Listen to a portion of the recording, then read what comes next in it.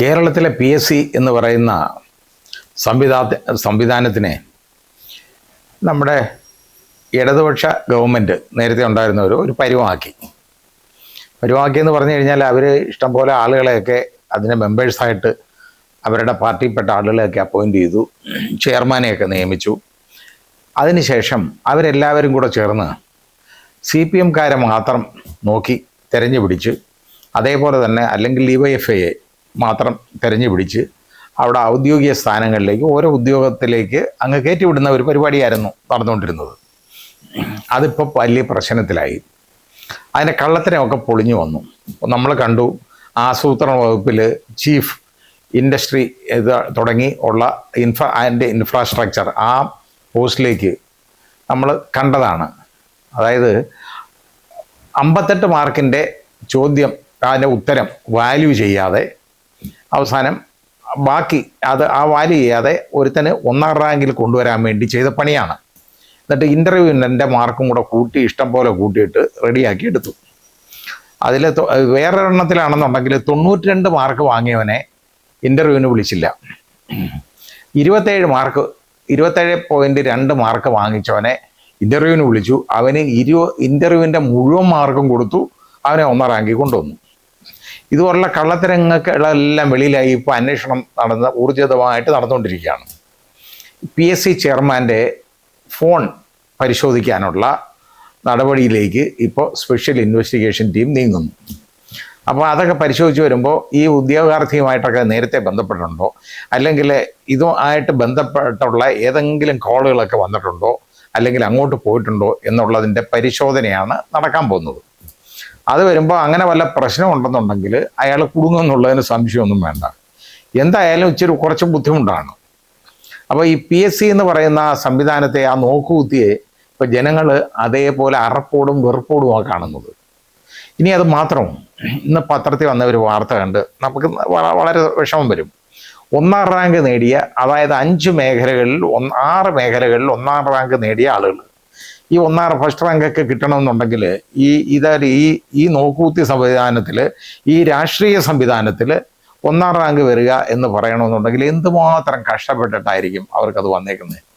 എന്നിട്ട് ഇവർക്ക് ആർക്കും നിയമനമില്ല. കേരള അഡ്മിനിസ്ട്രേറ്റീവ് സർവീസ് എന്ന് പറയുന്ന ഒരു പ്രസ്ഥാനം ഉണ്ടാക്കിയല്ലോ, അതിലെ പരീക്ഷ നടത്തി. അതിൽ 1ാം റാങ്ക് വാങ്ങിയ ആള്, അയാൾക്ക് നിയമനം കൊടുത്തിട്ടില്ല ഇപ്പോഴും. അപ്പോൾ ആ രീതിയിലേക്ക് പോയിക്കൊണ്ടിരിക്കുകയാണ് ഈ കാര്യങ്ങൾ. അപ്പോൾ PSCയുടെ വിശ്വാസ്യത അപ്പാടെയും നഷ്ടപ്പെട്ടു.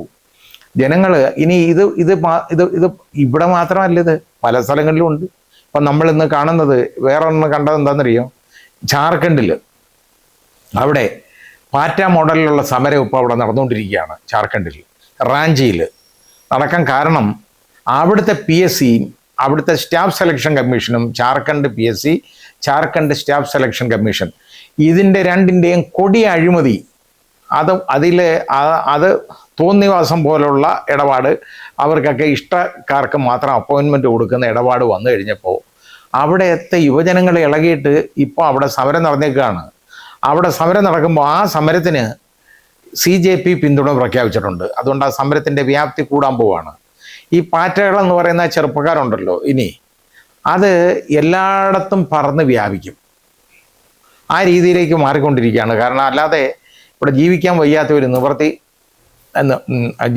വയ്യാത്ത ഒരു കാലം ഇവിടെ യുവജനങ്ങൾക്ക് വരികയാണ്. അവർക്ക് എന്തെങ്കിലും പ്രതീക്ഷ വേണ്ട ജീവിതത്തിൽ. അവർക്ക് നാളത്തേക്കുള്ളവരെ അവരെ ആകെപ്പാടെ തുറച്ചു നോക്കിക്കൊണ്ടിരിക്കുക അവരുടെ ഭാവിയിലേക്ക്. അവർക്ക് ആകെപ്പാടെ ഭൂതം മാത്രമേ ഉള്ളൂ, ഭാവിയില്ല. അവരെന്ത് ചെയ്യും, എങ്ങോട്ട് പോവും, അവരുടെ വരുമാനം എന്ത്, ജീവിച്ചിരിക്കാനുള്ള മാർഗം അവർക്ക് വേണ്ടേ, അവർക്ക് എന്തെങ്കിലും ജോലി വേണ്ടേ, അവരുടെ കുടുംബം സംരക്ഷിക്കണ്ടേ. ഇതിലേക്കൊക്കെ വരുന്ന ഉടനെ ഇവിടുത്തെ ചെറുപ്പക്കാരാകെപ്പാടെ നിരാശരാണ്. നമ്മുടെ ഇവിടെ നിന്നല്ല, രാജ്യം മുഴുവനുള്ളവർ നിരാശരാണ്. ഈ ചെറുപ്പക്കാരെ എല്ലാം അങ്ങ് ഏതാണ്ടൊക്കെ വല്ലതായിട്ട് അങ്ങ് റെഡിയാക്കി അങ്ങ് പുളുത്തിയെടുക്കുക എന്നുള്ളതല്ലയോ സെൻട്രൽ ഗവൺമെൻറ്റും അതാത് സംസ്ഥാന ഗവൺമെൻറ്റുകളും ഒക്കെ പറയുന്നത്. വെറുതെയാണ്, ഒന്നും കൊടുക്കാൻ പോകുന്നില്ല, ഒന്നും കിട്ടത്തുമില്ല. അങ്ങനെ നിരാശരായ യുവജനങ്ങൾ തെരുവിലേക്ക് ഇറങ്ങിയാൽ വളരെ വലിയ പ്രശ്നമാണ്. നമ്മൾ വിചാരിക്കുന്ന പോലല്ല. വയസ്സന്മാർ നടത്തുന്ന സമരം പോലൊന്നും അല്ല ഈ ചെറുപ്പക്കാരുടെ സമരം, യുവാക്കളുടെ സമരം. അവരെ അടി കൊണ്ടു കഴിഞ്ഞാൽ നമ്മൾ കണ്ടതാണല്ലോ, ഡൽഹിയിൽ ജന്തർ മന്ദറിൽ ഒരു ഒരു ഒരു യുവാവിൻ്റെ ദേഹത്ത് വന്ന് അടിക്കുന്നു, ലാത്തി വെച്ച് അവനെ അങ്ങ് അടിക്കുക. അവൻ അനങ്ങാതെ നിന്ന് കൊടുക്കുന്നു, ഇനി അടിച്ചോളാൻ പറഞ്ഞു. കാരണം അവന് അടി കൊള്ളാനുള്ള ആരോഗ്യമുണ്ട്, ഇഷ്ടം പോലെ അടിച്ചോളാൻ പറഞ്ഞു. അങ്ങനെ അത് കൊള്ളാൻ അവൻ തയ്യാറാണ്. കാരണം ഇനിയുള്ള ഒരു നല്ല നാളേക്ക് വേണ്ടി അത് കൊള്ളാൻ തയ്യാറാണ്. ഇത് നമ്മൾ കാണുന്നത്. ഇപ്പോൾ അതിനകത്ത് ഞാനിത് പറയാൻ വന്ന ഇതൊന്നുമല്ല. നമ്മുടെ സഖാവ് പിണറായി വിജയൻ, നമ്മുടെ ഇപ്പോഴത്തെ പ്രതിപക്ഷ നേതാവ്, മുൻ മുഖ്യമന്ത്രി ഉണ്ടല്ലോ, അദ്ദേഹത്തിൻ്റെ കാലത്താണ് ഈ PSCയിൽ ഇത് മുഴുവൻ അഴിമതി മുഴുവൻ വന്നത്. അതുവരെ ഈ PSC എന്ന് പറയുന്ന ഒരു സംവിധാനം ഏതാണ്ട് ശുദ്ധമായിരുന്നു. പക്ഷേ ഇപ്പോൾ ഈ അഴിമതി വരാൻ കാരണം ഇവരുടെ ഇടതുപക്ഷത്തിൻ്റെ ഒരു 2 ടേം ഭരണത്തിലാണ് ഇത് മുഴുവൻ വന്നേക്കുന്നത്, പ്രത്യേകിച്ചും 2ാമത്തെ ടേമിൽ. അപ്പോൾ ചോദിക്കാനും പറയാനൊന്നും ആരുമില്ല എന്നുള്ള ഒരു കാഴ്ചപ്പാട് വന്നു. എന്നത്തേക്കും അങ്ങ് ഇരിക്കാം രാജാവിന് എന്നുള്ളൊരു തോന്നൽ വന്നു. അങ്ങനെ രാജാവുള്ള തോന്നിയവാസം മുഴുവൻ കാണിക്കാൻ തുടങ്ങി. ഇന്നിപ്പോൾ എന്താ ചെയ്തേക്കുന്നറിയാം? ശ്രീ പിണറായി വിജയൻ്റെ നേതൃത്വത്തിൽ ഇവിടെ ഇപ്പം ഓരോ സമരം മുറകൾ പതുക്കെ ആരംഭിച്ചിട്ടുണ്ട്. കാരണം ഈ സമരമുറകൾ നമ്മൾ മനസ്സിലാക്കണം എന്തോ ആണെന്ന്. സമരമുറകളെന്ന് പറഞ്ഞു കഴിഞ്ഞത്, കാരണം ഇപ്പോൾ PSC എന്ന് പറയുന്ന പ്രസ്ഥാനത്തെ ആക്ഷേപിക്കുന്നു. അതാണ് ഇപ്പോൾ അദ്ദേഹത്തിൻ്റെ പ്രശ്നം. കാരണം എന്താ, അയാൾക്ക് വേണ്ട ആളുകളെ എല്ലാം അവിടെ കയറ്റി. അപ്പോൾ അവന്മാരെ പറഞ്ഞയക്കരുത്. അവിടെ PSC ചെയർമാൻ അദ്ദേഹത്തിൻ്റെ ആളാണ്. അതിലെ അംഗങ്ങൾ മുഴുവൻ ഇടതുപക്ഷ ഗവൺമെൻറ് നിയമിച്ചേക്കുന്ന ആളുകളാണ്. അങ്ങനെ വന്നു കഴിഞ്ഞപ്പോൾ അവരെ പറഞ്ഞയക്കരുത്, PSC എന്ന് പറയുന്ന പ്രസ്ഥാനത്തെ നശിപ്പിക്കുന്നു എന്നും പറഞ്ഞാണ് ഇപ്പോഴത്തെ ഇതിന് സമരം ചെയ്യാൻ പറഞ്ഞേക്കുകയാണ്. കാര്യം എന്താ, അവിടെ CPMകാർ ഇരിപ്പുണ്ട്, അതിനകത്ത് ഒരുപാട് ഉദ്യോഗം വാങ്ങി എടുത്തിട്ടുണ്ട്, പിടിച്ചു പറിച്ചെടുത്തിട്ടുണ്ട്, പാവങ്ങളുടെ കഞ്ഞി പാറ്റയിട്ടിട്ട് ഇവിടെ നിയമനം വാങ്ങിയെടുത്തിട്ടുണ്ട്. അവന്മാർക്കാർക്കും ഒരു ഉപദ്രവം വരരുത്. ഈ PSC മുഖാന്തരമാണ് ഈ PSCയിലെ കൊള്ളരുതായ്മ എന്ന് പറയുന്നതുണ്ടല്ലോ ഈ കാണിച്ചേക്കുന്നത്. അത് ഈ ഇടതുപക്ഷത്തിൻ്റെ തോൽവിക്കൊരു വലിയ കാരണമായിരുന്നു.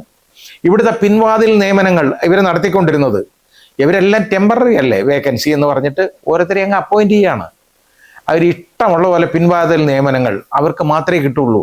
അടികൂടാൻ നടക്കുന്നവർക്കും ഈ റോഡിൽ മാതൃകാപരമായ രക്ഷാപ്രവർത്തനം നടത്തിയിട്ടുള്ളൂ അങ്ങനെയുള്ളവന്മാർക്കും ഒക്കെയാണ് ഈ അപ്പോയിൻമെൻറ്റുകൾ മുഴുവൻ വന്നുകൊണ്ടിരുന്നത്. ഇത് വന്നുകൊണ്ടിരുന്ന ഇങ്ങനെ പിടിച്ച് കയറ്റിയേക്കുന്നവന്മാരെയൊക്കെ ഇറക്കി വിടരുത്.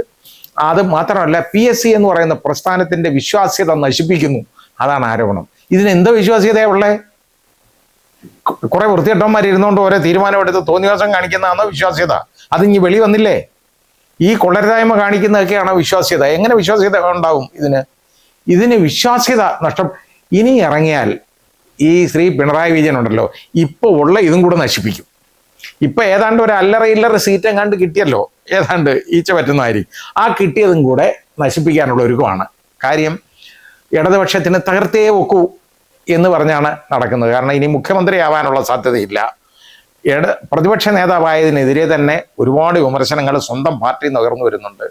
ആ രീതിയിലൊക്കെ ഉണ്ട്. അത് ഒഴിയണമെന്ന് ആളുകൾ ആവശ്യപ്പെടുന്നുണ്ട്, അതിലൊരു വിഭാഗം. അങ്ങനെയൊക്കെ ഉള്ള സമയത്താണ് ഇനി ഇതും തെളി പിടിച്ചുകൊണ്ടിറങ്ങുന്നത്. PSCയുടെ വിശ്വാസ്യതയെ കാത്തു സൂക്ഷിക്കണം, അതിന് കളങ്കം ഉണ്ടാകുന്ന വിധത്തിൽ ഈ ഗവൺമെൻറ് ഏതാണ്ട് ചെയ്യുന്നുവെന്ന്. ഈ ഗവൺമെൻറ് അതിനുവേണ്ടി PSCയുടെ വിശ്വാസ്യതയെ നഷ്ടപ്പെടുത്താനുള്ള ഒന്നും ചെയ്തിട്ടില്ല. കള്ളത്തരത്തിനൊന്ന് അന്വേഷിക്കാൻ പറഞ്ഞു, അത് വിജിലൻസ് അന്വേഷണം നടത്തുകയാണ്. വിജിലൻസിനെ അന്വേഷിക്കാം. ഈ അന്വേഷണത്തിന് എന്തിനു ഭയപ്പെടുന്നു ശ്രീ പിണറായി വിജയൻ? നിങ്ങൾക്ക് വല്ലതുമായിട്ടുണ്ടോ? നിങ്ങളുടെ മടിയിൽ കനമില്ലല്ലോ, പിന്നെ നിങ്ങൾ എന്തിനാ വഴി പേടിക്കുന്നത്? ഈ കൈകൾ ശുദ്ധമല്ലേ, പിന്നെ എന്തിനാ നിങ്ങൾ ഭയക്കുന്നത്? അത് ഇനിയിപ്പോൾ ഇതും കൂടെ എടുത്തു വെച്ചാൽ ജനങ്ങളുടെ കണ്ണിൽ നിങ്ങൾ വീണ്ടും കരടായി മാറും.